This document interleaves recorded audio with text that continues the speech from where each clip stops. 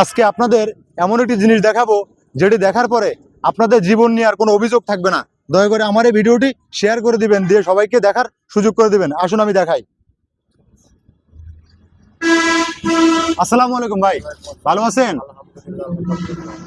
আপনার কি হয়? আপনার ছোট ভাই। তো এত রাতে আপনি এখানে বসে আছেন? কম্বল পানিতে দুটো কম্বলের জন্য আসি। কম্বলের জন্য আসছেন? এখন রাতের কিন্তু 2টা বাজে, আপনি 2টা বাজে কম্বলের জন্য রাস্তার পাশে বসে আছেন? কেন আপনাদের কম্বল নাই?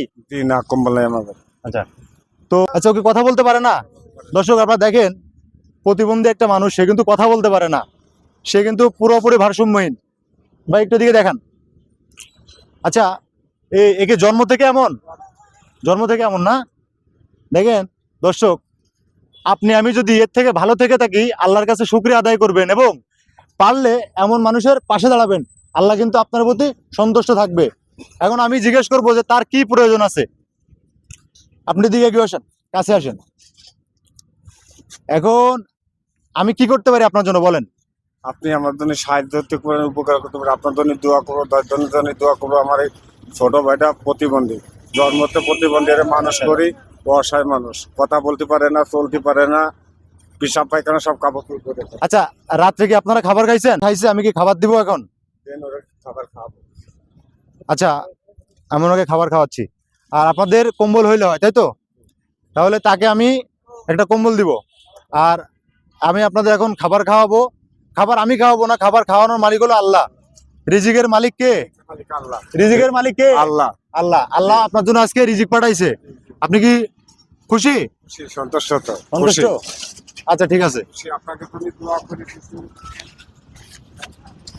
এই কম্বলটি গায়ে দেন, কম্বলটার গায়ে দেন। আর আমি আপনাকে একটা খাবার দিলাম।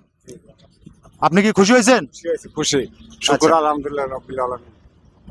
আচ্ছা প্রিয় দর্শক, আমি ওনাকে একটা কম্বল দিলাম, এই অসহায় শিশুটিকে, প্রতিবন্ধী, এবং তার ভাই আছে এখানে, তাকে আমি খাবার দিলাম। এখন আমি চেষ্টা করব আমার পক্ষ থেকে ওকে কিছু দেওয়ার জন্য।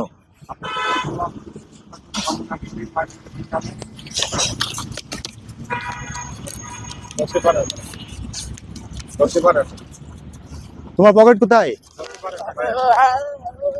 যাক, আমি যতটুকু সম্ভব আমার সামর্থ্য অনুযায়ী আমি তাকে সন্তুষ্ট করার চেষ্টা করলাম।